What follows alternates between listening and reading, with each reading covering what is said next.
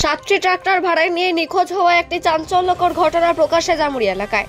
এই বিষয়ে থানায় একটি মামলাও দায়ের করা হলে বিষয়ে আশিস কুমার মণ্ডল জানান, গত বছরের জানুয়ারি মাসে তিনি তার বন্ধুর মাধ্যমে শ্রীপুর গ্রামের বাসিন্দা সুমিত কুমারের সংস্পর্শে আসেন। তারপর সে তাদের বলল যে সে বিভিন্ন কারখানায় ট্রাক্টর এবং গাড়ি ভাড়া দেয়। সে তাদের বলল যে যদি তারা তার কাছে থাকা ট্রাক্টরটি তাকে দেয় তাহলে সে প্রতি মাসে 12,000 টাকা ভাড়া দেবে। যেহেতু আশিসের ট্রাক্টর কোনো কাজ পাচ্ছিল না, তাই সে তার প্রভাবে এসে 8 জানুয়ারি 2025 তারিখে একটি চুক্তি স্বাক্ষর করে এবং সুমিত কুমারকে তার ট্রাক্টরটি দিয়ে দেয়। শর্তই ছিল যে তার কাজ শেষ হলে সে ট্রাক্টরটি আশিসকে ফিরিয়ে দেবে। এই চুক্তি অনুযায়ী একই দিনে ট্রাক্টরটি দখল করেন, যার নম্বর WD37D3302। আশিস জানান যে এরপর থেকে তিনি তাকে 2 মাস ধরে নিয়মিত ভাড়া দিতেন, কিন্তু মার্চ মাসে যখন তিনি টাকা চান তখন সুমিত বিভিন্ন অজুহাত দেখিয়ে তাকে এড়িয়ে চলতে শুরু করেন এবং ধীরে ধীরে ফোন ধরা বন্ধ করে দেন।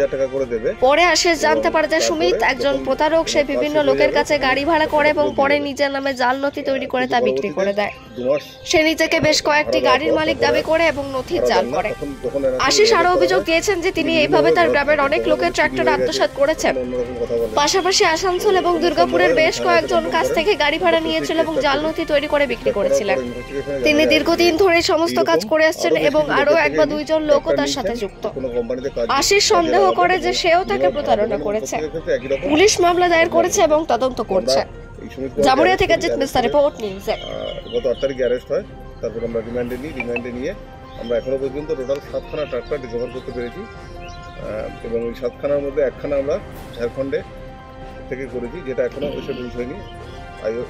ওই ট্রাক্টর নিয়ে ফিরছে, আর বাকিগুলো আমাদের এই জেলার বিভিন্ন জায়গায় ছিল, তো সেগুলো আমরা নিয়ে এসেছি। এগুলো আমরা সমেত একে আমরা কাল কোর্টে আবার ফরওয়ার্ড করবো।